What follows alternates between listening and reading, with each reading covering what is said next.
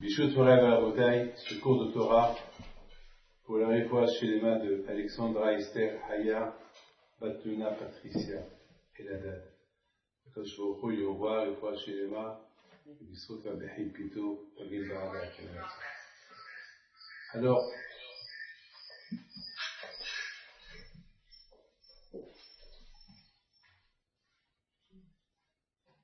dans les parachiotes à venir, nous allons lire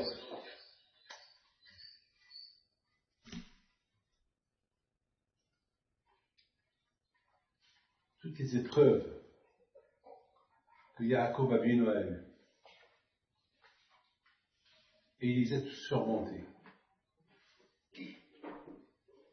Et s'il les a surmontées, c'est grâce à son père, Yitzhak Avinu, que lui aussi, il a surmonté les épreuves. Et la plus grande épreuve des épreuves qu'il a surmontées, c'est la Hakeda.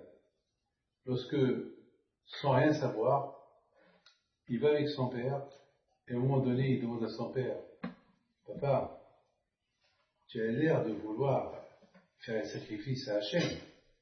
Je vois le couteau, le feu, je vois le bois, mais il manque le bélier. » Et son père lui dit, « Mon fils, le bélier c'est toi.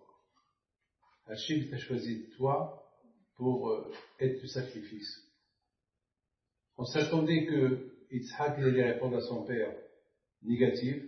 Non. Et le contraire, c'est écrit, ils sont partis tous ensemble. Ça veut dire que Yitzhak Avinu alayhi shalom, il a réagi d'une manière, c'est normal. Hachem m'a choisi, je suis heureux, je suis content. Mais la question se pose, d'où Yitzhak Avinu il a eu la force d'accepter à être le sacrifice d'Hachem. Il faut savoir que on ne parle pas d'un bébé qui ne sait pas ce qu'il fait. Ici on parle d'un homme qui est âgé, qui avait 34 ans. Et à cet âge de 34 ans, on ne peut pas imaginer d'accepter d'être sacrifié. Yitzhak Avinu aurait pu dire à son père, « Papa, je ne crois pas que Hachem t'a dit ça, parce que toi-même, papa, tu as combattu tous ceux qui sacrifient leur enfant. Et maintenant, toi, tu veux me sacrifier? C'est pas possible. Toi-même, parce qu'à l'époque, les gens, ils sacrifiaient leur enfant pour l'idolâtrie. Et Abraham Avinu, il les a combattus. Il leur a dit, non, on ne fait pas ça. Et maintenant, papa, tu me fais ça à moi? Il n'a rien dit. Il a cru en son père. Alors, d'où Yitzhak, il a eu la force de donner sa tête, de donner son corps à être sacrifié. D'où il a eu cette force? On est obligé de dire que Yitzhak Avinu, il a appris de son père. Parce que son père Abraham aussi, il a eu beaucoup des épreuves. Et la première épreuve qu'il a eue, l'une des premières épreuves qu'il a eues, lorsque Nimrod lui a dit, tu choisis ton Dieu, ou moi, ou ton Dieu. Et Abraham lui a dit, moi je choisis mon Dieu, c'est mon Dieu. Toi, tu es qu'un être humain, j'ai rien à faire avec toi. Il lui a dit, écoute-moi. Ou tu m'écoutes, ou je te brûle. Et Abraham lui a dit, tu peux me brûler. Moi, je donne ma vie que pour Hachem. Et effectivement, Nimrod, il a fait un grand feu.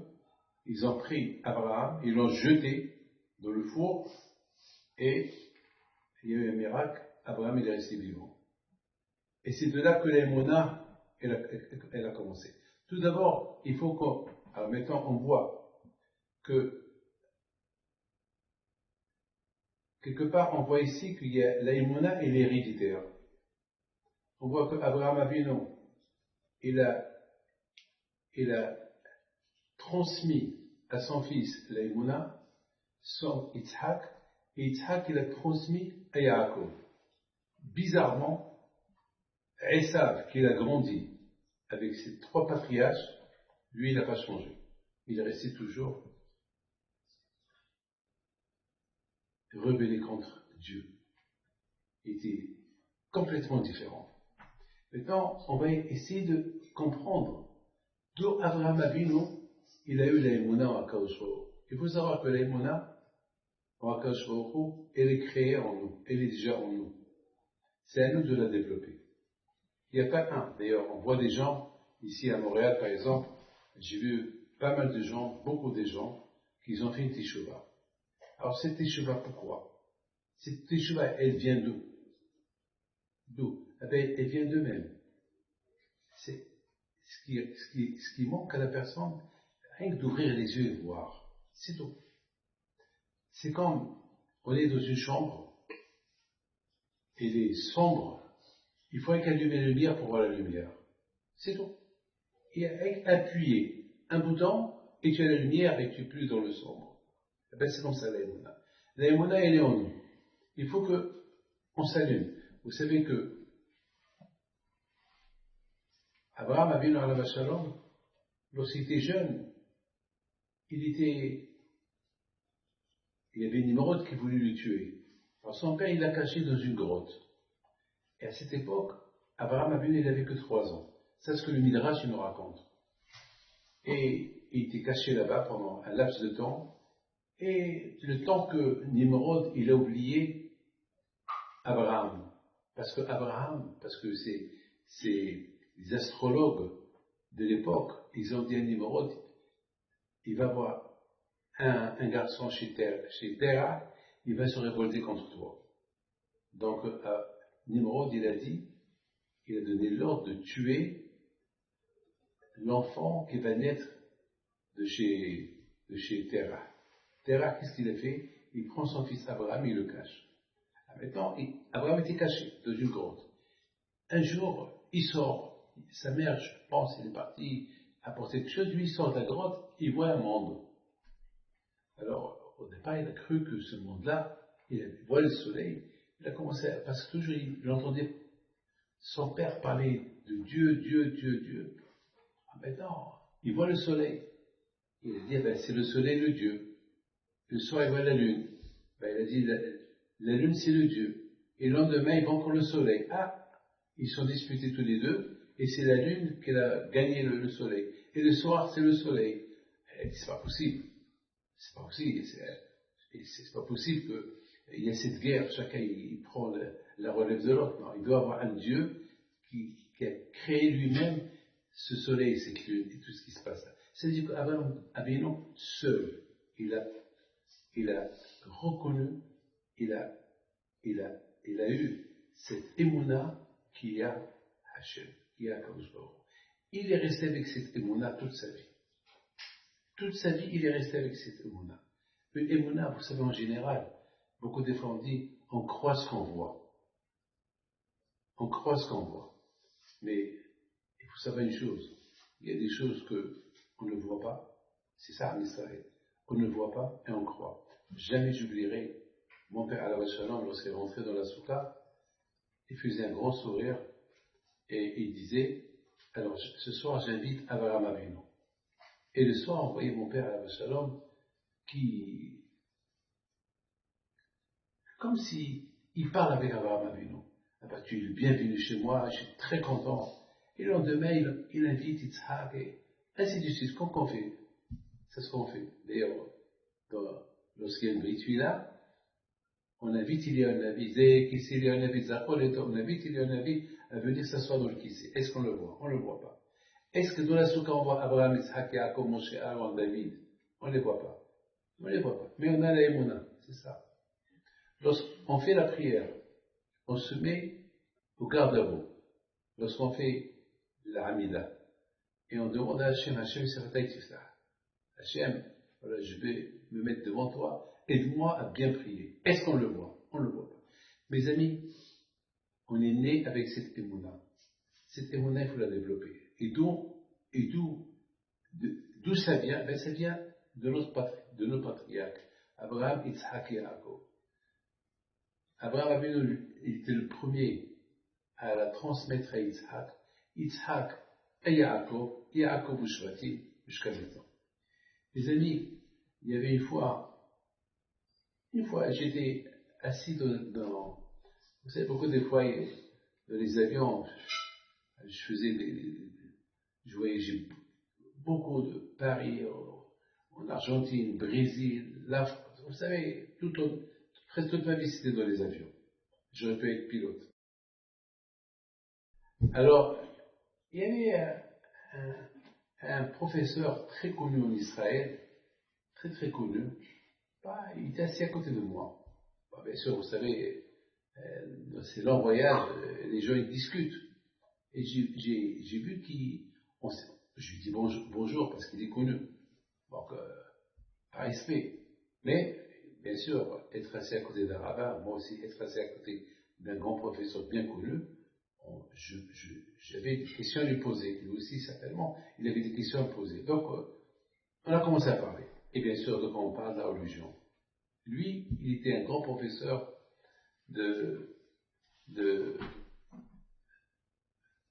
sa théorie, c'est que le monde est très ancien et notre descendance, on vient comment ça s'appelle, des singes. Ça veut dire que c'est préhistorique, alors que nous, on sait que c'est Akadosh Baruch Hu qui a créé Adam. Et Adam, et de Adam, on est venu. Mais malheureusement, il y a dans les universités, il y a ceux qui parlent de l'évolution jusqu'au singe et du singe jusqu'à nous. Shalom. Alors, vous savez ce qu'il me dit? Il me dit, comme ça, il a commencé à parler avec moi. Il me dit, nous, on appartient à l'avenir. Le passé, on l'a laissé derrière nous. Je n'ai pas répondu. Et maintenant, il m'attaque, il m'agresse. Il me dit, vous appartenez au passé et vous êtes beaucoup, beaucoup derrière nous. C'est-à-dire qu'eux, ils avancent et nous, on va en arrière. C'est-à-dire que c'est nous les primitifs. C'est nous. Je n'ai pas répondu. J'ai changé de conversation. On parlait d'autres choses. Et à un moment donné, il me regarde et me dit, malheureusement, tous mes enfants, ils sont loin. Qu'un jour, ils pourront faire Kaddish pour moi. Ah! Alors là, je le regarde, je dis Kaddish. Quel Kaddish? C'est le Kaddish que, après 120 ans, lorsqu'on quitte ce monde, les enfants, ils font le Esger, l'Arsiat, et ils font le Kaddish. Je regarde, je dis, mais attends, tu parles du Kaddish, mais quel Kaddish? Mais quel Kaddish? Tu viens de dire que toi tu avances, que le passé, il est derrière. Alors, de quel Kaddish tu parles?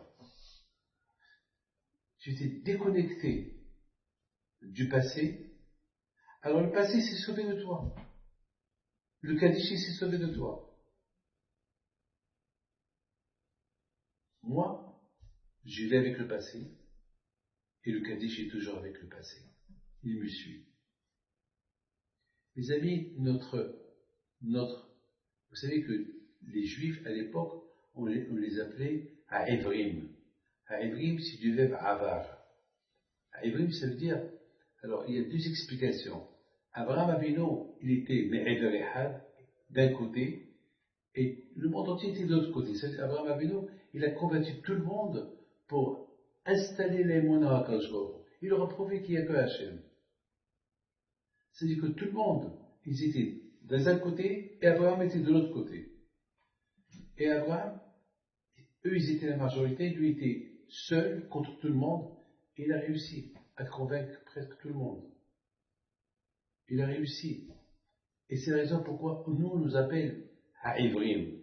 On nous appelle, on appartient au passé. La Torah, c'était au passé. Toute notre histoire, c'était au passé. Mais c'est un passé qu'on le vit chaque jour. C'est un passé, regardez à Pessah. À Pessah, on dirait qu'on sort d'Égypte. C'est la folie. Alors que la fête de Pessah, la sortie d'Égypte, c'était à peu près 3000 ans en plus. Et à Pessah, on dit, Hayab Adam et Otet Asmo Kilo Yetze Mitzrayim. Chacun, on fait tout pour se connecter avec le passé, pour sentir que nous aussi, on vient de sortir d'Égypte. C'est-à-dire qu'on apporte le passé au présent. On voit Kippour. Le Kippour qu'on fait, il n'a pas changé. Ça fait 3500 ans. depuis Matan Torah, on fait le Kippour. Et le Kippour, on l'amène, Dieu passé, on l'amène au présent. On va à Rosh Hashanah, on va à la fête de Sukkot. Pourquoi on fait la fête de Sukkot? Parce que les Juifs, ils étaient dans le désert.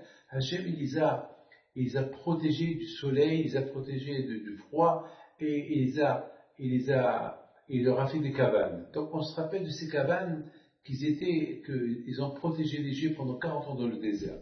Mais ça c'est une histoire, mais c'est pas grave. On amène l'histoire au présent. On amène le passé et Shavuot. Shavuot c'est Matan Torah. Et Matan Torah, eh bien, on vit Matan Torah chaque fête de Shavuot. Chaque fête de Shavuot, on dirait que maintenant on reçoit la Torah. Eh bien, mes amis, c'est la raison pourquoi on nous appelle Ivrim. D'ailleurs, même l'hébreu s'appelle Ivrit. Ivrit, ça veut dire, Ivrit, c'est du verbe Ivri. Ivri, c'est le passé. Et le passé, le premier, c'était Abraham Avinu. Ça veut dire qu'Abraham Avinu, alav shalom, écoutez bien ce que je vous dis. Abraham Avinu, pourquoi on l'appelle à Ivri, c'est parce qu'Abraham Avinu, alav shalom, il a voulu, la Torah, il veut hériter au peuple juif, jusqu'à la venue de Mashiach, qu'on vit avec le passé d'Abraham. Et qui dit Abraham, c'est Yitzhak, c'est Yaakov, c'est tout le monde. Alors maintenant, puisqu'on parle de la Emouna, le premier croyant, c'était Abraham. Même Hachamim le disent. Le premier juif, à l'époque, il n'y avait pas des juifs. Il n'y avait pas de religion. C'était chacun, il croyait à un Dieu à lui. Abraham Avinu, il avait déjà choisi celui qui a créé le monde entier. C'est la folie. Alors, les idolâtres, ils vont croire à un soleil, le Dieu du soleil. Mais à ce Dieu du soleil, quoi, il a créé le monde entier. Attends, mais il y a des millions de soleils. Aussi dans les galaxies, dans le cosmos, il y a des millions, il y a des milliards de soleils. Alors ce soleil qu'on voit, c'est lui le Dieu, mais c'est la folie. Mes amis, Abraham Avinu, il est venu avec une idéologie qui est spectaculaire. Il est venu avec l'idée qu'il y a un Dieu qui a créé le monde entier. Et c'est à lui que je vais servir. Et un jour, Hachem, il s'est dévoilé à lui. Il a dit, voilà, me voici. Mes amis, vous voyez, la Emouna, elle vient du passé. Alors, je voudrais vous dire quelque chose. Hier, j'ai reçu quelqu'un, il s'appelle M. Vessimon, et il vient pour une bracha, et voilà, il me dit, voilà, j'ai quelque chose de ma grand-mère, c'est une feuille d'un piyut de Rabbi Haim Pito qui est en arabe. Je voudrais la parole d'honneur, ça fait 20 ans ou 25 ans que je cherche cette feuille. Je la cherche.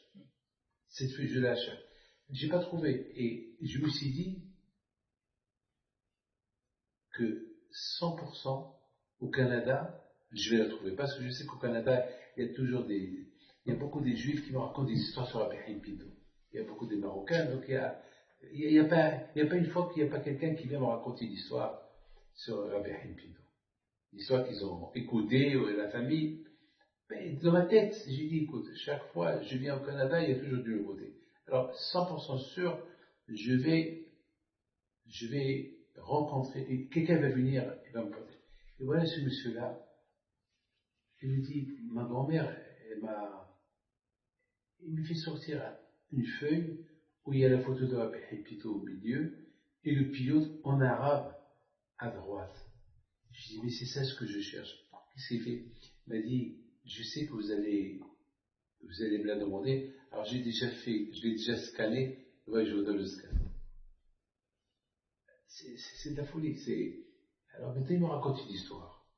Il me dit, ma grand-mère, lorsqu'elle avait 13 ans, sa grand-mère, elle est vivante, elle habite ici à Montréal, il me dit, ma grand-mère, une fois, lorsqu'elle avait 13 ans, Rabbi Haim Pito à Casablanca, il passait. Et toutes les femmes qui voyaient Rabbi Haim Pito, toutes les femmes, ils se cachaient, par respect. Et voilà, Rabbi Haim Pito, il appelle la jeune fille. Et elle raconte à ses enfants, à ses petits-enfants, elle a commencé à trembler. Pourquoi Rabbi Haim Pito l'a appelé? Rabbi Haim Pito, il la regarde. Il lui dit, toi, tu es une tzadékette. Et tu es une tzadékette et tu vas rester toute ta vie tzadékette. Mes amis, cette femme aujourd'hui, elle est vivante, elle est très âgée.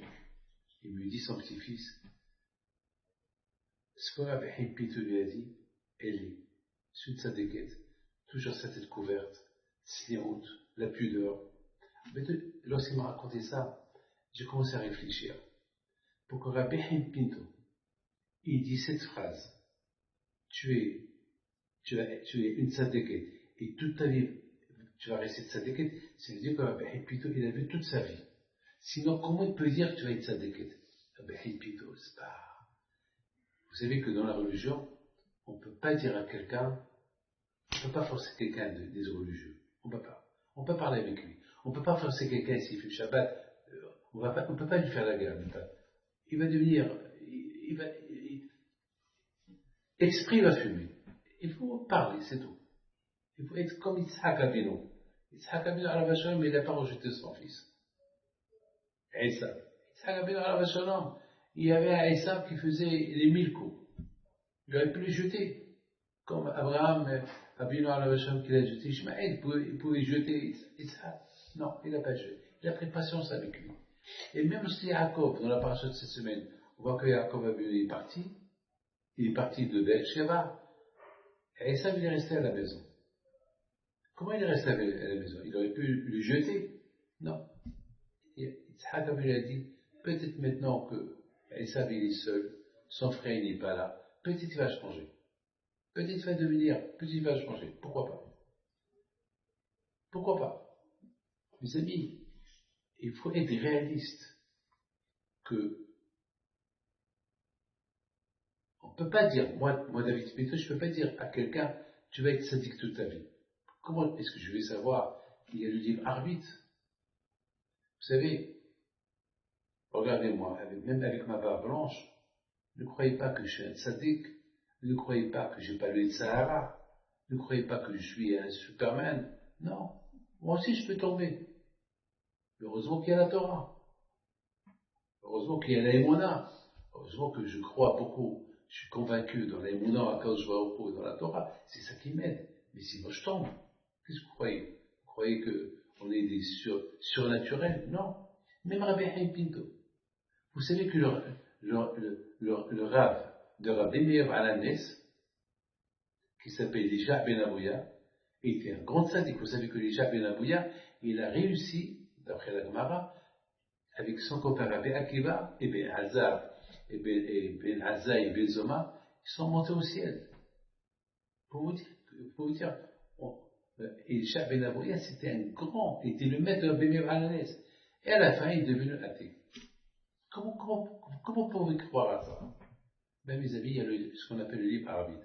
Alors, comment Rabbi Haïm Pinto, il peut dire à une fille, tu vas être tzadékette toute ta vie? C'est qu'il était tellement prophète, il était tellement cadeau sur Rabbi Haïm Pinto, pour voir toute la vie de cette fille-là jusqu'à maintenant au Canada. Je crois que même il m'a vu que je suis en train de donner un cours. Parce qu'il est encore vivante, cette femme. Elle est très vieille, elle est vivante. Pour vous dire, c'est de la folie. C'est de la folie. Dire, se permettre de dire, tu vas être tzadékette toute ta vie, c'est qu'il a parcouru toute sa vie. Moi, mes amis, je prie, je fais des braves aux gens pour qu'ils seront des bons juifs, mais je ne fais pas leur garantie. Parce que c'est pas de mon domaine. Je ne peux pas. Il y a ce qu'on appelle le libre arbitre. Nous, les parents, on éduque nos enfants, et après, c'est les enfants qui vont marcher. Alors, pourquoi je vous ai raconté cette histoire? Je vous ai raconté cette histoire pour vous dire jusqu'à combien cette femme-là, et c'est cette femme-là, elle est tzadékette, c'est parce qu'elle a la émouna. Si elle n'avait pas la émouna, comment elle va être tzadékette? Est-ce que vous savez que Esav, le frère de Yaakov Avinu, sa tête, elle est enterrée à Ma'aret HaMarpela. Alors, dans la grotte à Hebron, à Ma'aret HaMarpela, il y a Adam et Hava, Abraham et Sarah, Rivka, Yitzhak et Rivka, et Yaakov et Léa. Et avec Yaakov, il y a la tête de Esav. C'est de la folie. Comment un Esav, sa tête, pas son corps, que sa tête. Ce matin, alors j'ai lu ça dans le Midrash, j'ai commencé à contester. J'ai dit, comment la tête de Esav dans la tombe de Yaakov Avinu? J'ai pas compris. Comment on peut imaginer? Eh ben, mes amis, après réflexion, j'ai dit que Esav, il aurait pu être comme Abraham, comme Yitzhak, comme Yaakov. Oui, n'oubliez pas que Esav, il est né avec Yaakov. Il pouvait être que comme Yaakov. Et les deux, ils ont étudié la Torah. Et les deux, ils ont grandi dans la maison de Yitzhak Avinu. Et Esav, il a connu Abraham Avinu. Il pouvait être un grand sadique. Mais malheureusement, son corps, il a lâché. Regardez Eric, combien il avait la émouna dans les brachot de son père. C'est malheureusement, le corps, c'est le cœur. C'est les envies. Et les envies viennent du cœur. Il avait des envies. Le corps, il avait envie de tout. Il voulait tout. Mais sa tête, elle croyait en Dieu. J'ai vu dans les livres de Kabbalah qui disent que la tête de Esav était sainte. Vous vous rendez compte? La tête de Esav était sainte. Parce qu'il avait beaucoup de Yitzhak, d'Abraham, de Yaakov. Mais malheureusement, son corps, il a lâché. La tête, elle n'a pas lâché. La preuve, regardez combien il a prié. Il a pleuré la paracha la semaine dernière parce que Yaakov il a pris les bénédictions. C'est-à-dire qu'il croit dans les bénédictions. Il a poussé des cris, il pleurait comme un bébé. Il avait l'émona, mais le corps, il a lâché. Dans la paracha de la semaine prochaine, on va lire la paracha de Vaïshla, la rencontre de Yaakov et Esav. Et vous allez voir, cette rencontre, comment elle s'est terminée. Yaakov et Esav, ils sont là, ils s'embrassent, et Esav, il regarde Yaakov, son frère, il regarde ses femmes, il regarde ses enfants, des beaux enfants, Sadikim, et il regarde tous ceux qui accompagnaient Yaakov Avinu. Il avait des remords. Il dit à Yaakov, son frère, je veux rester avec toi. Je reste avec toi. Et Yaakov lui dit non, je ne veux pas rester avec moi. Toi, on est deux chemins différents. Prouve que tu peux changer, alors je t'accepte avec moi. Mais maintenant, tant que tu n'as pas changé, je ne peux pas t'accepter avec moi. Je ne peux pas. Mais prouve-le. Prouve que vraiment, tu veux t'arranger. Si tu veux t'arranger, alors tu peux venir. Tu peux venir, on va être comme avant, comme des frères. Des frères comme avant, on ne va pas se séparer. Mais pour le moment, prouve-le. Mais lorsqu'il a quitté Yaakov, il n'a pas changé. Il est resté le même. Je vous raconte une histoire, puisqu'on parle de la Emouna. Une histoire que je ne veux pas la détailler, mais lorsque je me suis marié, j'étais à Lyon. Et je ne sais pas quoi faire de ma vie. Les gens venaient me voir, j'avais 30 ans, 32, 30, 33 ans. Mais j'étais ambitieux. Vous savez, parce que l'ambition de créer quelque chose pour Hachem. Lyon était une ville déserte. La France de l'époque, il y a 40 ans, c'est pas la France d'aujourd'hui. À l'époque, il n'y avait pas de Torah, il n'y avait pas il n'y avait pas d'école, il n'y avait pas beaucoup d'écoles juives, il n'y avait pas beaucoup de choses. C'est pas comme aujourd'hui. Là, aujourd'hui, la ville, elle explose avec les collègues et tout. Nous-mêmes, on a trois collègues à Paris. Mais à Colpanim, mes amis, j'ai prié pour que Hachem m'aide à acheter quelque chose. Maintenant, le problème, même si je trouve, j'ai pas d'argent. Et j'ai dit, déjà, je trouve. Parce que je suis un peu psychologue, moi aussi, avec le bon Dieu. Vous savez, le bon Dieu, je lui parle. Ceux qui croient en Dieu, il lui parle. Je parle avec lui. D'ailleurs, vous tous, vous parlez avec lui. Lorsqu'on fait la Hamida, on parle avec lui. Lorsqu'on fait la Begat Amazon, on parle avec lui. On n'a pas besoin d'être des prophètes pour parler avec le bon Dieu. On lui parle. Lorsque vous allumez lorsque vous mangez quelque chose, vous dites, Baruch Ata Hashem, vous bénissez Hashem. Quand je dis, Hashem, il écoute. Et là, quand je vois, il répond Amen. Qu'est-ce que vous croyez? Vous croyez que Hachem, il peut avoir des milliards de brachot, et Hachem, il sait chacun la bracha qu'il a fait. Même si. Et moi, j'ai dit, attends que je trouve l'endroit et je demande l'argent à Kadosh Baruch Hu. Maintenant, si je demande l'argent à Kadosh Baruch Hu, peut-être après je vais les dépenser, après il va me dire, tu vois, si j'ai pris à Hachem pour rien, il va me dire, ça je t'ai donné, tu les as déposés, il n'y a rien pour toi. Alors j'ai dit, attends que je trouve. Et je me suis mis à chercher, à Lyon. Et j'ai trouvé un endroit. Mais malheureusement, l'endroit que j'ai trouvé à l'intérieur un juif, un monsieur, il s'appelle monsieur Sebag, lui aussi visité. Je lui dis, qu'est-ce que tu fais là? Alors il me dit, moi je suis venu visiter, mais vous, Rabbi David, qu'est-ce que vous faites là? Je dis, moi aussi je suis venu visiter. Et elle m'a plu.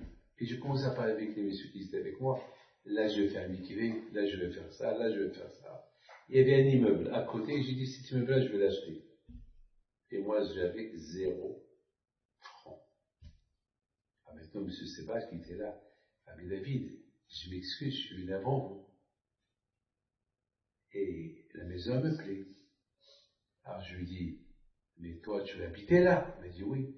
Je dis, moi je vais faire la synagogue, la maison de Dieu. Alors quoi, tu veux jeter le bon Dieu pour que toi tu t'installes ici? Ah non, non, ne parle pas comme ça. Ah je dis alors là-bas. Elle me dit, mais vous avez l'argent? Je lui dis, non, je n'ai pas d'argent. Si j'aurais besoin un jour, je te demanderai. Mais pour le moment, j'ai pas. Elle me dit, si vous avez pas comment vous allez acheter un autre, l'acheter. Écoute, donne-moi jusqu'à demain à 2 heures. Et d'ici demain, Dieu est bon. Et on devait aller chez Maître Benaïm. On s'est donné rendez-vous chez Maître Benaïm. Si j'ai pas, je ne vais pas être là-bas. Et si j'ai, je serai là-bas. Bon. Je rentre à la maison. J'ai dit à ma femme, j'ai trouvé un endroit, je vais faire ça. Et je lui ai raconté mon rêve. Elle me regarde. Elle me dit, ah ben, avec quoi tu as fait tout ça? Je dis, je sais pas. Quand je sois jusqu'à demain. Toute la nuit, je pensais comment. D'ailleurs, j'ai fait plein de coups de téléphone, bidon. Tous les téléphones où je ne les ai pas trouvés, ou bien ils ont commencé à se plaindre. Avant que j'ai pas, ils ont commencé à se plaindre, alors j'ai dit, allez, ça se voit, il n'y a que toi. Il faut être fort, hein, pour faire ça. Et à cette époque, j'étais un fumeur. Là, aujourd'hui, je ne fume plus, enfin, ça fait 20 ans que j'ai arrêté de fumer. Mais je fumais une cigarette après l'autre, et je parlais avec la Kadosh-Baruch Hu. Je dis, la Kadosh-Baruch Hu, tu sais, on va être des bons associés. Si je l'achète, je vais le faire, et de là, je vais le faire, et de là, mais après, je vais ouvrir une autre yeshiva là, une autre yeshiva là, et tu vas voir, la vie, elle va changer. Je parlais. Ma femme, elle croyait que j'étais en train de parler au téléphone avec quelqu'un. Alors, elle se lève, elle voit que j'étais au balcon avec une cigarette. Elle me dit, mais avec quoi tu parlais? À l'époque, il n'y avait pas de portable. Et le téléphone était à la salle à manger. Donc, ça veut dire, avec qui tu parles? Je dis, ben, je parlais pas. Mais je t'ai entendu parler avec qui? Je dis, je parle avec le bon Dieu. Elle me dit, mais je crois que tu es devenu fou. Je dis, je sais. D'ici demain, c'est le gros risque. Ou je vais l'acheter, ou je vais donner les faux. Il me dit, mais avec quoi? Mais sois réaliste. Avec quoi tu vas l'acheter? Il dit, bon. Le même soir, vers 2 heures du matin, le téléphone qui sonne. Alors, je pensais à un Américain qui appelle, décalage horaire. Alors, je prends le téléphone. Oui, c'était une femme que je connais. Elle me dit, je m'excuse que je vous réveille. Non, je dis, je dors pas. Alors, j'arrive pas à dormir. On a un grand problème. Elle m'a dit son problème. Et elle a une affaire qu'elle veut vendre. Elle n'arrive pas à la vendre. Et comment coûte cette affaire? Cette affaire coûte plusieurs centaines de millions. Ben, les millions d'avant, pas les millions d'aujourd'hui.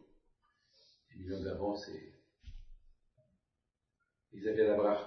Les millions d'aujourd'hui, ouais, pas de brache. Aujourd'hui, même si j'entends quelqu'un qui est milliardaire, ça me dit rien parce que aujourd'hui, les gens, ils montent, ils tombent, ils descendent. À l'époque, les gens qui sont riches, ils restaient riches. Il y avait la brache. Donc, finalement, je viens avec un staché, quand je vois au tête, je dis, madame, et c'est pour ça que tu n'arrives pas à dormir? Elle me dit, non, je n'arrive pas à dormir. Je dis, bah, on est deux. Moi aussi, je n'arrive pas à dormir. Alors, quand je suis au tête, à 5 heures du matin, encore le téléphone il sonne. C'est quelqu'un que je connais de Paris. Il achète des affaires, des lots, il achète des... Et jamais m'a appelé. Parce qu'il n'a jamais besoin de moi. Et bah, tu vois, il n'a pas besoin. Il m'appelle, le David, je m'excuse, j'arrive pas à dormir. Je dis, ben, ce soir, c'est l'île Chimorim, ce soir. Ce soir, personne n'arrive à dormir. Moi, toi et elle. Je dis, j'ai pas compris Rabbi David. Je lui dis, non, ce soir, moi aussi, j'ai pas dormi. Et il y a une femme qui m'appelle tout à l'heure, elle n'avait pas dormi. Et vous m'appelez à 5 heures du matin, vous n'avez pas dormi. Et il me dit, et pourquoi vous n'avez pas dormi? Je lui dis mon problème. Il dit, ben quoi, je suis Je lui dis, voilà, très bien. Avec cette voix-là, je ne vais pas aller loin. Il me dit, mais pourquoi elle ne veut pas dormir? Ben, parce qu'elle a une affaire. Et elle veut la vendre. Et quelle affaire? Je ne peux pas la dire aujourd'hui. Et je lui dis l'affaire qu'elle veut vendre. Il me dit, peut-être je peux être intéressé. Je dis, alors viens. Voilà, je te présente, voilà son téléphone, appelle-la. Elle ne dort pas. Toi, tu ne dors pas, elle aussi, 100% elle ne dort pas. Alors, je suis parti au balcon. Je dis à Hachem, voilà, ces deux personnes elles doivent commencer à dormir. C'est moi qui vais rester sans dormir. Parce que je sais qu'ils vont faire l'affaire. Lui, c'est un malin. Elle a besoin de vendre. Et ils vont s'arranger. Moi, finalement, on m'appelle les deux à 6 heures du matin. Rabbi David, est-ce qu'on peut venir chez vous pour signer? Parce qu'elle ne me croit pas, elle vous connaît. Il n'y a pas de problème, passez quand vous voulez. Maintenant, si vous voulez passer, venez. Mais il me dit, je suis à Paris, il faut que je vienne. Vers midi, ils étaient chez moi à la maison tous les deux. Ils ont, entre-temps, moi, il me restait 2 heures pour aller signer, soi-disant signer l'Aïchib. Et j'avais une émouna jusqu'à, j'ai dit, Hachem, je te lâche pas jusqu'à 2 heures moins, jusqu'à 2 heures moins quart. J'avais une émouna, ma femme me prenait pour un fou. Et voilà la bataille. Je les ai entendus rigoler. J'ai dit, ceux-là, ils rigolent avec des centaines de millions, et moi, je suis bloqué avec cet yeshiva, cet immeuble-là que je ne peux pas acheter. C'est pas grave. Bon, il faut que je l'achète. À un moment donné, les deux, ils sortent, et voilà le miracle, il arrive. Il était 1h30. Il me restait une demi-heure. Et voilà, monsieur X, dit Rabbi David, voilà mon enveloppe. J'ai promis que si j'achète l'affaire, enfin, je vous ai raconté l'histoire qu'en résumé. Parce qu'il y avait des avocats, il y avait tout, hein, c'est pas un gros résumé, je vous raconte l'histoire. Voilà mon enveloppe, et madame, elle vous a laissé une enveloppe dans le bureau. Le bon Dieu est témoin. Lorsque j'ai fait le calcul, ce qu'ils m'ont donné les deux, c'était exactement la somme de quoi acheter la yeshiva. J'ai couru avec M. Benamou, on est arrivé exactement à 2h moins 5. Et M. Seba qui était là-bas. Il dit, Rabbi David, ne me dites pas que vous allez acheter. Je vais l'acheter et tu vas m'aider pour les travaux. Et je l'ai acheté. Ce qui est incroyable, ce qui était impossible, il est devenu possible. Pourquoi? L'aïmouna. L'aïmouna à Kajwaoru. C'est tout. Lorsqu'on a l'aïmouna pour réussir, on réussit. Lorsqu'on a l'aïmouna à Kajwaoru, vous savez mes amis, le Covid, il y a beaucoup de gens. Lorsque j'étais à l'hôpital, j'ai fait attention pendant 1 an et demi. J'ai beaucoup fait attention. Et malheureusement, toujours je refusais être sandak, je refusais aller dans les mariages, bar mitzvah, brit mila, tout je refuse. Et après 1 an et demi, j'ai dit, ça suffit, il faut sortir un peu. Je suis parti à un mariage, et je l'ai attrapé, et je ne savais pas, et le lendemain, je me suis vacciné, le 3e vaccin. Mais j'avais déjà le Covid.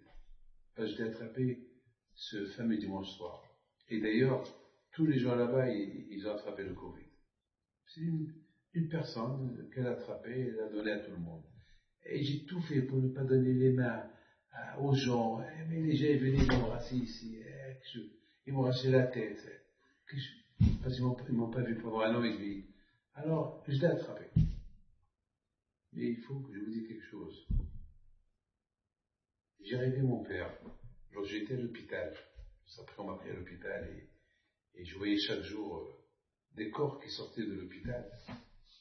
J'ai rêvé mon père à la Shalom, qui est venu, et il y avait un monsieur qui était assis à côté de nous. Et mon père, voilà, il me fait moi la bracha, mais il n'a pas fait au monsieur. Et à un moment donné, mon père, il se lève pour sortir, et les deux, moi et le monsieur, je ne peux pas dire son nom, on s'est levés pour le suivre. Et mon père, alors, il me dit à moi, David, toi, tu t'assois, tu ne me suis pas.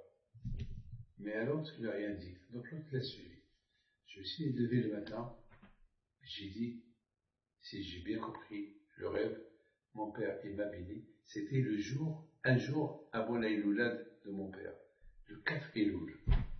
Alors tout ce que j'ai dit, j'ai raconté ça à ma femme, à mes enfants. J'aurais dit, j'ai la paix pour ce monsieur-là qui a suivi mon père. Je ne sais pas si j'aurais donné le nom, enfin je le connais. Et 2 jours plus tard, on a entendu le pauvre qui l'a attrapé, le Covid, il est parti. Ça veut dire que les tzadikim, ils savent tout. Même dans le rêve, ils peuvent bénir les gens. Alors pourquoi mon père, à Shalom, il m'a béni, à moi, il n'a pas béni l'autre? Peut-être l'autre, c'était le Zman. Il devait passer. C'est tout. C'est Akash le patron. Il faut savoir une chose, mes amis, que la Emouna, en Akadosh Baruch Hu, on ne l'achète pas. Il n'est pas dans les magasins. La Emouna en Akadosh Baruch Hu, elle est en nous. Elle est en nous. Maintenant, je rectifie ce que j'ai dit. Tout à l'heure, j'ai dit que la Emouna, c'est un héritage. Ni la Emouna, ni la Torah, c'est un héritage. C'est pas parce que mon père était Rabbi Moshe Aaron Pinto, ou mon grand-père était Rabbi Haim Pinto, que moi je peux être comme eux. Non, c'est pas un héritage. C'est pas un héritage. Il faut travailler. La Emouna, il faut la travailler. Il faut être toi. Je me rappelle, il y avait quelqu'un qui devait me voir, il est venu avec un short. Il était avec un short, il était bronzé. Je l'ai vu, de loin, il souriait, on dirait qu'il me connaît, moi je ne le connais pas. Il me dit, on est pareil, hein. Je dis, moi avec une barbe blanche, je lui dis, bien gratter sa barbe, avec un short. Je n'ai pas compris ce qu'il voulait dire. Il me dit, vous savez que mon grand-père c'était tel et tel, un grand tzaddik au Maroc. Je ne veux pas dire son nom. Alors voilà, vous êtes le petit-fils d'Abbé. Et puis là, moi, je suis le petit-fils de tel et tel. Je dis, tu sais mon fils, que tu fais honte à ton grand-père. La façon comme tu es là, c'est pas parce que ton grand-père, c'est que tu te prends pour... Non, ton grand-père, c'est Alav Shalom, c'est ton grand-père, et toi, c'est toi, tu ne suis pas le chemin de ton grand-père. Et je suis sûr que tu ne m'es même pas étudié. Donc on n'est pas pareil. Moi, je ne suis pas mon grand-père, mais je suis. Je suis. Vous savez qu'est-ce que Yaakov Abinu a dit? Et Yaakov Abinu nous a enseigné un enseignement extraordinaire. Quand je vais être comme mon grand-père. Quand je vais être comme mon père. Quand. Et pourtant, Yaakov Abinu, il est arrivé à un niveau spirituel très très élevé. Et malgré tout, il a dit, je suis rien du tout. Je ne suis pas encore arrivé. Donc mes amis, vous voyez que ce n'est pas un héritage. Il faut simplement la travailler. Elle est en nous, la Emouna. Parce qu'Hachem, lorsqu'il nous a créés, il nous a créés pour croire en lui. On dit dans la Torah que Hachem, il a soufflé dans le corps de Adam. Et c'est quoi souffler? Le Zohar, Rabbi Shimon bar Yochai dit, Mam de nafah, midi le nafah. Prenez un ballon, soufflez dans le ballon va grandir. Et qu'est-ce qu'il y a à l'intérieur? Ton soufflement. Donc Hachem, il a soufflé un soufflement dans le corps de Adam Arishon. C'est la Neshama, c'est la vie. Donc il y a quelque chose en nous qui appartient à Akadosh Baruch Hu. Et ce quelque chose, c'est à toi de le développer. Comme tout à l'heure je vous ai dit, le mur, la chambre, elle peut être sombre, il faut l'allumer. Il faut simplement appuyer sur un bouton et tu as la lumière. Ça veut dire que nous aussi, on doit Ça, c'est comme ça qu'Abraham Abino il l'a découvert. Donc, ça ne veut rien dire si mon père était tzaddik, comme moi je peux être tzaddik. Tout dépend de moi. Tout dépend du travail que je vais faire. Les amis, ce cours de Torah-là, il est pour la santé d'Alexandra Estehaya, Fatima Patricia. On a les Mouna. Il y a pas mal de malades ici à Montréal. Et quand je vois, il leur envoie le refoua chez les Marc et les Ratson. Et quand je vois, il nous apporte Mashiach et les Ratson. Et que Hachem il fasse que cette épidémie Corona qu'on ne sait pas où elle va. Voilà, maintenant déjà on parle de quatrième vague, de la cinquième vague, et on parle même les compagnies Pfizer et toutes ces compagnies qui fabriquent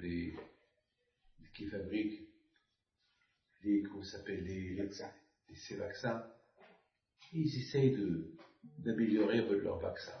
Mais aucun n'a dit encore c'est la fin. Ça veut dire on va être obligé de vivre avec. Déjà en Israël, ils vont commencer à vacciner les bébés de 4 ans, 5 ans. Bien sûr, il y a ceux qui sont pour, il y a ceux qui sont contre. Bon, chacun il fait ce qu'il veut, mais il ne faut pas prendre des risques. C'est tout ce que je peux dire. Il faut faire attention. Faites attention. Ne prenez pas des risques et ne mettez pas aussi toute personne dans le risque. Ceux qui ne sont pas vaccinés, il faut qu'ils fassent attention. Ils peuvent l'attraper sans le savoir et pour la redonner à quelqu'un et chez Shalom, ça peut être grave pour ce quelqu'un. Peut-être pour la personne, ça ne va pas faire d'effet sur lui, mais ça peut faire un effet sur un autre. Donc il faut faire attention. Mais Hachem, quand je vous fasse que cette épidémie, Hachem, elle disparaît. Et surtout, je voudrais simplement qu'aujourd'hui, et cette semaine, chacun qui vient me dit Rabbi David, on a prié pour toi, papa.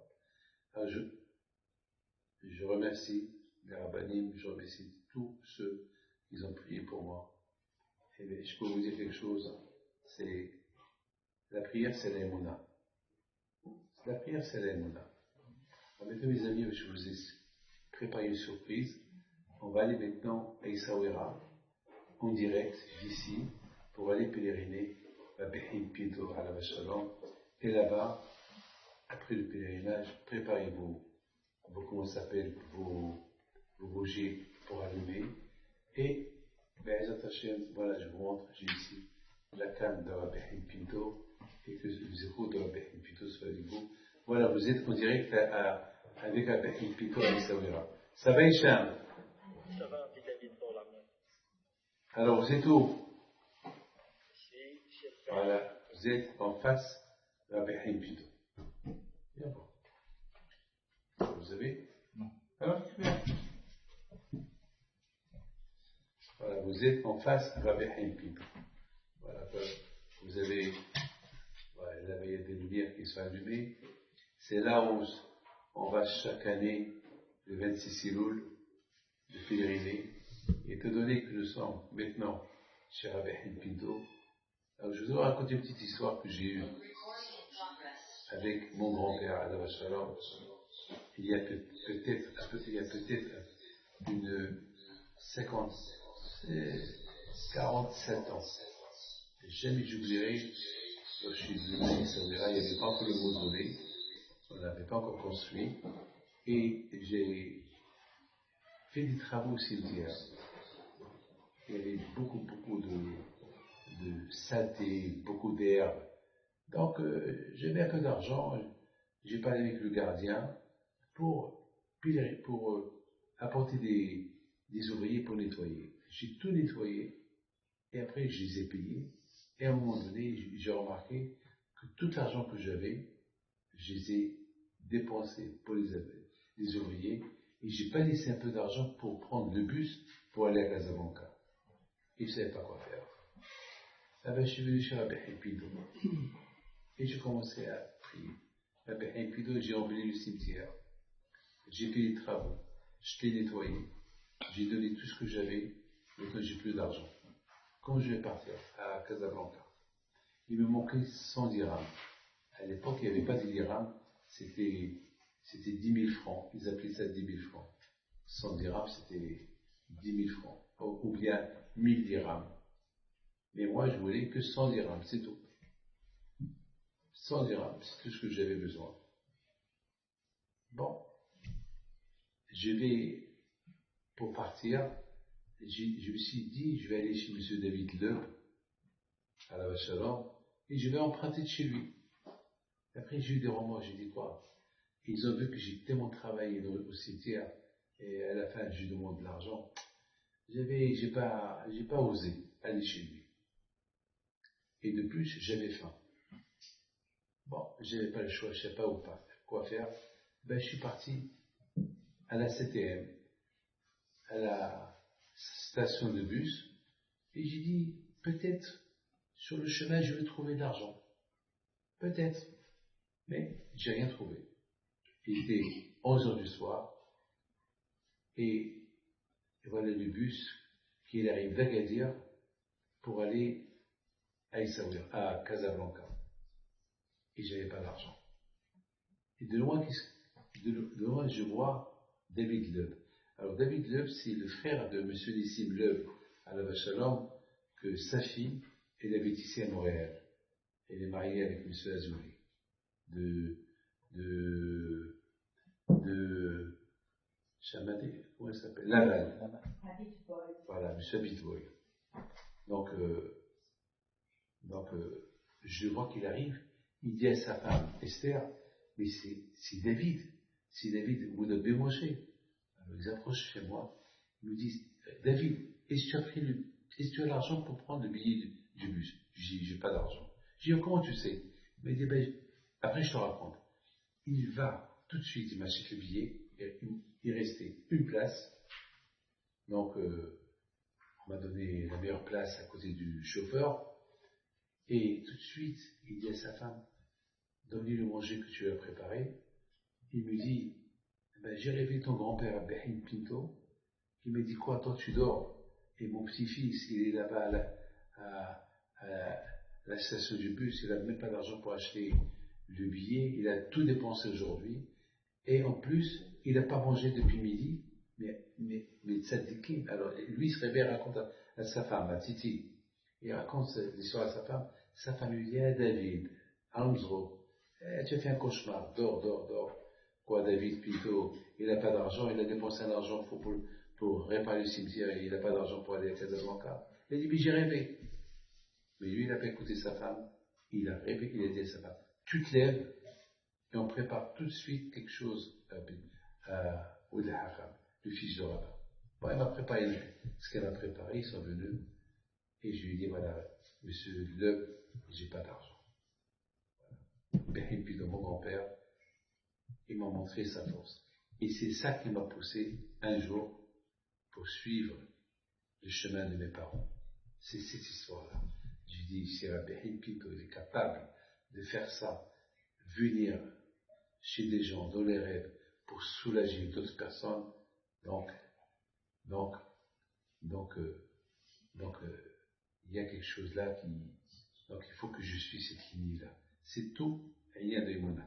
Hicham, est-ce qu'on peut sortir un peu dehors? D'accord, David.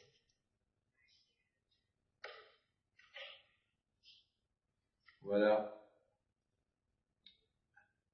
Mettez-vous en face, voilà, alors, vous voyez vous voyez en face? Je viens de terminer la construction de ce que vous voyez là. On a fait là-bas un Beth Midrash, on a reçu cette semaine des bibliothèques pour à peu près 500 livres, et là-bas ils vont étudier les gens. Les groupes qui viennent d'Israël et les gens qui viennent et qui veulent prier ou étudier, alors ils vont trouver là-bas où prier ou étudier. On vient de finir les travaux maintenant. Regardez mes amis, tous ces tzadikim, tournez Hicham, tournez. Regardez tous ces tzadikim qui sont là. Chaque année vous allez à Essaouira et vous rencontrez Rabbi Haim Pinto. C'est l'aïmouna. Il y a un monsieur du Canada il avait perdu l'usage de ses yeux, presque il ne voyait pas. Il est parti pèleriner à Behin Pinto. Mais avant d'aller pèleriner à Behin Pinto, il avait pris un rendez-vous avec un médecin à Paris qui devait lui faire une opération avec le laser. C'est une histoire que je raconte il y a à peu près 10 ans, 12 ans. Et il est venu là, il a prié, il a pleuré pour les échos de Behin Pinto. Et il a passé la nuit au Kever de Behin Pinto. Malheureusement, je n'ai pas le nom de ce monsieur, même si je le sais, je ne peux pas le dire pour garder l'anonymat de ce monsieur, qu'il habite ici à Montréal. Peut-être il est en train de m'écouter maintenant. Il a passé la nuit avec ses copains dans la chambre de Rabbi Haim Pinto. Et le soir, il rêve Rabbi Haim Pinto, qui lui a touché les yeux. Et à un moment donné, il vient avec une lumière, avec une bougie, jusqu'à ses yeux. Alors imaginez-vous quelqu'un qui approche avec une bougie jusqu'à vos yeux, vous voyez que le rouge de la bougie. Il se réveille, il a raconté à ses copains l'histoire. Alors en face de vous, c'est la tombe de Rabbi David Ben Baruch d'Issaouira. Il est lié avec Rabbi David Ben Baruch qu'il est enterré vers Tarodat. C'est tzadikim, il y a plein de tzadikim ici. Donc le monsieur, il quitte Issaouira, il va à Paris, où il devait passer une opération à laser, à Paris. Mais lorsque, pré-opération, lorsqu'ils lui ont fait des analyses des yeux, ils lui ont dit, mais tu as déjà fait une opération à laser? Il leur a dit non, mais on voit des marques dans ses yeux. Vous avez subi une opération. Mais qui vous a fait cette opération? Parce que il a bien, le chirurgien il a des outils mieux que les nôtres. Il a dit, mais j'ai pas été chez personne. Qui leur a raconté le rêve? Et qui va croire à ce rêve-là? Eh bien, c'est le rêve. Rabbi Pinto, Alav Shalom, il lui a fait l'opération au laser avec la bougie. C'est l'aïmouna. Avec l'aïmouna, on va, mamash. L'aïmouna, ça veut dire, je réveille ce que j'ai en moi. Bitzadik, be'emonato yahye. Il y a le prophète Habakkuk, Alav Shalom, il a dit, toute la Torah entière, elle est basée sur une phrase, l'aïmouna. Et c'est ça ce que nous avons gagné. Une fois, l'aïmouna. Mais, mes amis, il faut savoir une chose. Beaucoup de fois, notre émouna peut être perturbée par des problèmes. Je crois qu'on va arriver à dire, mais pourquoi le bon Dieu me fait ça? Et pourquoi j'ai fait un accident? Et pourquoi ça? Et pourquoi ça? Alors, lorsqu'il y a des pourquoi, donc, ça peut infecter l'aïmouna. L'aïmouna, ça veut dire qu'il faut tout accepter. Ça veut dire qu'il faut tout accepter. Il y a quelqu'un qui m'a dit quoi? Il faut tout accepter. Je dis oui, monsieur. Ta vie, elle est entre les mains d'Akadosh Baruch Hu. Il faut savoir accepter. Et mes amis, une chose je peux vous dire. On sort gagnant. Même si on prie pour quelque chose, et cette chose n'arrive pas, on ne va pas mettre notre émouna en doute, Hassu Shalom. Rentrez Hicham, rentrez chez le Tzadik. On ne va pas mettre l'émouna que nous avons en Akadosh Baruch Hu à cause que ma prière n'a pas été acceptée. Peut-être c'est pour mon bien. C'est pour mon bien. Beaucoup de fois, ça arrive qu'on croit que la chose est bien. Il y a quelqu'un qui est venu chez moi hier, qui m'avait appelé en Israël il y a 2 semaines pour acheter une grosse affaire. Et à la fin, il n'a pas acheté. Il m'a rappelé pour me dire, malheureusement, j'ai donné une somme qui n'était pas raisonnable et malheureusement, l'affaire, c'est d'autres personnes qui l'ont fait. Alors je lui dis, bon, c'est Hachem qui a voulu. Il m'a dit, mais dommage. Il était un peu déçu. Alors Botel aussi devait me voir maintenant. Il m'a dit, merci Hachem. Il a dit, merci Hachem que ça ne s'est pas fait. Je dis, pourquoi? Il dit, bon Hachem, j'ai trouvé une autre affaire le même jour, 2 fois, 3 fois meilleure et avec moins d'argent. Je dis, alors voilà, c'est très bien. Maintenant, il faut faire tes chevaux. Pourquoi tu as dit que tu étais déçu? Voilà, tu as gagné dans l'affaire. Voilà, tous ces bougies qui ont été allumées. Vous vous rendez compte, vous êtes à Montréal et Rabbi Hipito, vous avez fait rentrer Rabbi Hipito chez vous à la maison. Ça, dans votre vie, jamais vous pouvez voir. Voilà. Alors, Be'ezat Hashem, encore une bracha à tous les malades, que Hashem leur envoie une bonne santé, toutes les jeunes filles. Il faut savoir que le mazal, il faut prier pour le mazal. Ne croyez pas que le mazal, il vient comme ça. Le mazal, il faut prier. Et il y a beaucoup de gens, je vais ce que je vais vous le dire, il y a beaucoup de gens qui cherchent le mazal ailleurs. Il faut chercher déjà à côté de vous qu'il y a. Beaucoup de fois, il y a des gens qui disent, je vais chercher à New York, je vais aller chercher à gauche et à droite. Tout d'abord, il se peut que ton mazal, il est ici. Alors tu vas chercher quelque chose qui n'est pas ton mazal à New York, ou au Maroc, ou en France, ou en Israël. Non, il faut toujours chercher déjà à côté. Vous savez que mon frère, il est pinto. Pendant 3 ans, il cherchait dans tout Israël une fille pour son fils. Et chaque fois, je lui dis, mais cherche à côté, là où on habite. Mais dis, ici, il n'y a rien. Qui te dit qu'il n'y a rien? Tu n'as même pas donné la chance. Et à Simchat Torah, il vient encore chez moi. J'étais à Ashdod. Il me dit, Rabbi David, il faut maintenant que tu me fais une bracha. Je suis ton frère, je m'occupe de l'Yeshiva et tout. Il faut que mon fils Moshe se marie. Je lui dis, bon, ben, ça t'achète. Et si tu as cherché encore, je répète, ne cherche pas. Il me dit, Rabbi David, ici, il n'y a rien. Bon. Après la fête du Simchat Torah, il et mon frère, sa femme, ses enfants, ils sont venus chez moi à la maison pour l'Avdallah et pour me dire au revoir parce qu'on retourne à Ranana. Il y avait avec eux une jeune fille. Je lui dis, il est mon frère, c'est qui celle-là? Il dit, celle-là, c'est la copine de Sarah. Sarah, c'est sa fille.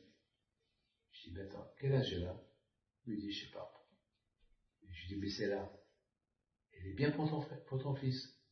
Il dit, non, jamais elle l'accepte. Non. Je dis, qui te dit jamais elle l'accepte? Mais essaye. Non, Rabbi David, mon frère, elle va être pourvue. Je dis, attends.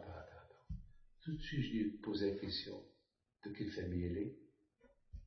Il s'avère qu'elle habite à 2 maisons de la maison de mon frère. Et ses parents, très religieux. Tout ce que il et mon frère cherchaient pour son fils, il y avait chez cette fille-là. Tout de suite, la même heure, j'ai appelé le père de la fille. Lorsqu'il a entendu ma voix, il tremblait. Ça va, Rabbi David, ça va? Je lui dis, ça va? Je lui dis, je veux faire du chitour. C'est moi qui fais du chitour. Entre ta fille et le fils à mon fils. À mon frère. Je dis, Rabbi David, si vous le dites, on ne peut pas vous dire non. Ils se sont vus 3 fois, 4 fois. Ils se sont fiancés jeudi dernier. Voilà, la fille, elle était à côté. Et beaucoup des fois, on cherche ailleurs. C'est vrai. Parfois, il faut chercher ailleurs, lorsqu'on ne trouve pas à côté. C'est vrai. Mon cher Rabbeinu Alav Shalom, il a rencontré sa femme, Tzipora. Yaakov Avinu était obligé d'aller pour rencontrer sa femme. Eliezer, il a porté la femme pour Yitzhak. Le matin, on sait pas, il faut prier. Plus important, il faut prier Hachem qui vous apporte le vrai mazal. Et Rabbi Hipito est très fort en ça.